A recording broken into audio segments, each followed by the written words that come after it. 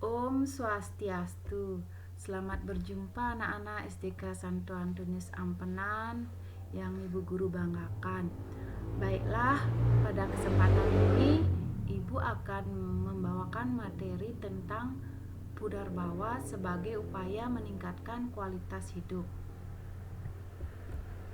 Dalam kehidupan di dunia ini selalu ada dua hal yang saling berbeda, yang sering disebut dengan dua binede.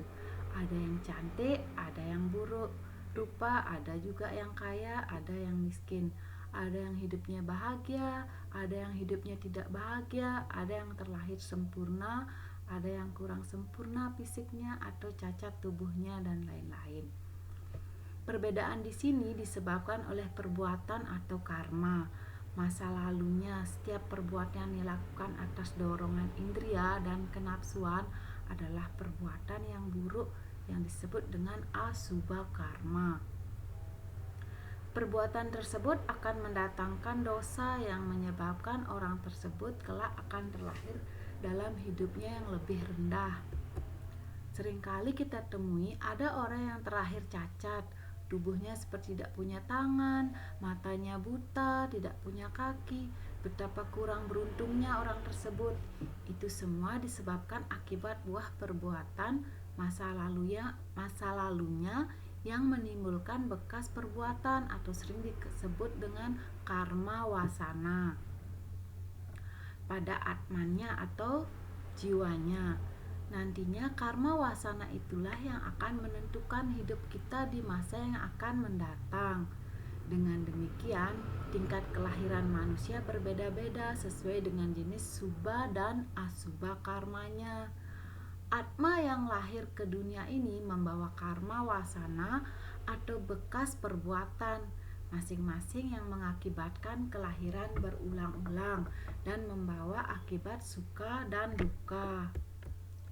Bila belenggu karma wasana ini telah habis, maka Atma akan dapat bersatu dengan asalnya, yaitu Brahman, dan tidak terlahir kembali yang disebut dengan moksa. Kelahiran yang berulang-ulang merupakan kesempatan yang baik bagi kita untuk meningkatkan kualitas hidup kita, untuk membebaskan Atma dari belenggu kesengsaraan.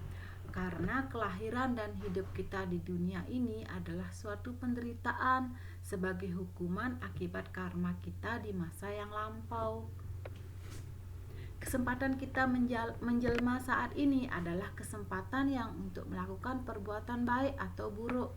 Sedangkan di alam sana atau sorga dan neraka adalah tempat untuk menerima hasil perbuatan kita.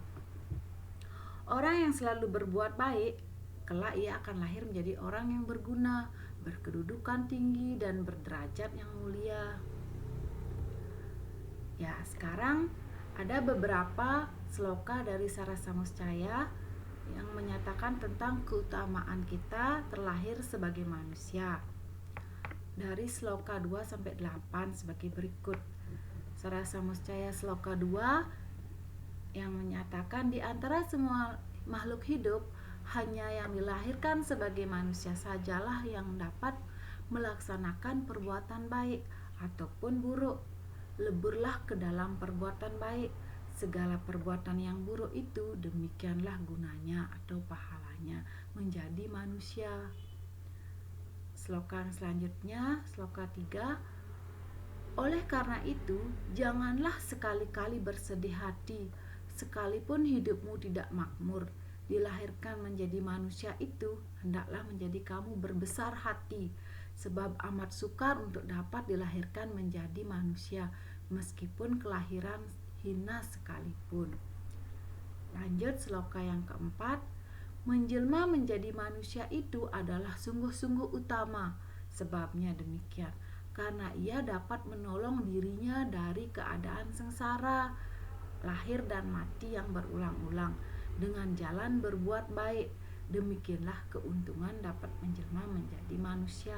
Itu Sarasamuscaya yang sloka 4. Berikutnya Sarasamuscaya sloka yang 5. Adalah orang yang tidak mau melakukan perbuatan baik atau orang semacam itu dianggap sebagai penyakit yang menjadi obat neraka loka. Apabila ia meninggal dunia, maka ia dianggap sebagai orang sakit yang pergi ke suatu tempat di mana tidak ada obat-obatan. Kenyataannya, ia selalu tidak dapat memperoleh kesenangan dalam segala perbuatannya. Lanjut, Sarasa Muscaya Sloka 6.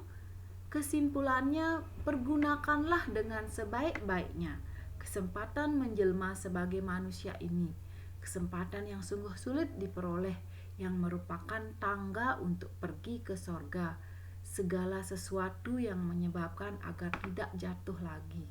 Itulah hendaknya dilakukan.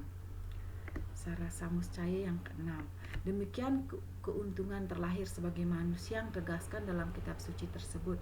Ini merupakan kesempatan yang baik untuk selalu berbuat yang baik agar hidup kita semakin baik pula. Baiklah, sekarang ada 7 yang hendak diucapkan dalam hati anak-anak. Saya akan selalu berbuat baik agar hidup saya lebih baik kelak. Ingatlah selalu beberapa hal di bawah ini. 1.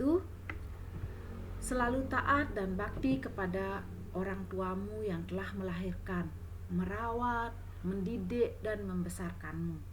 2. Selalu melaksanakan sembahyang sebagai kewajiban hidup.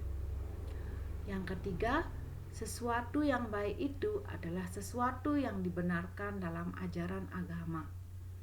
4. Belajar dengan rajin dan mentaati semua peraturan yang berlaku.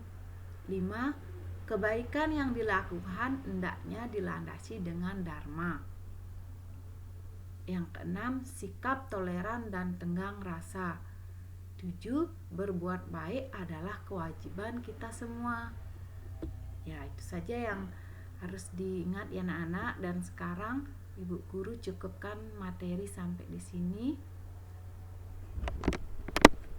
Bu Guru lanjut pekan depan. Ibu Guru akhiri dengan mengucapkan Paramasanti, Om Santi Santi Santi Om. Terima kasih.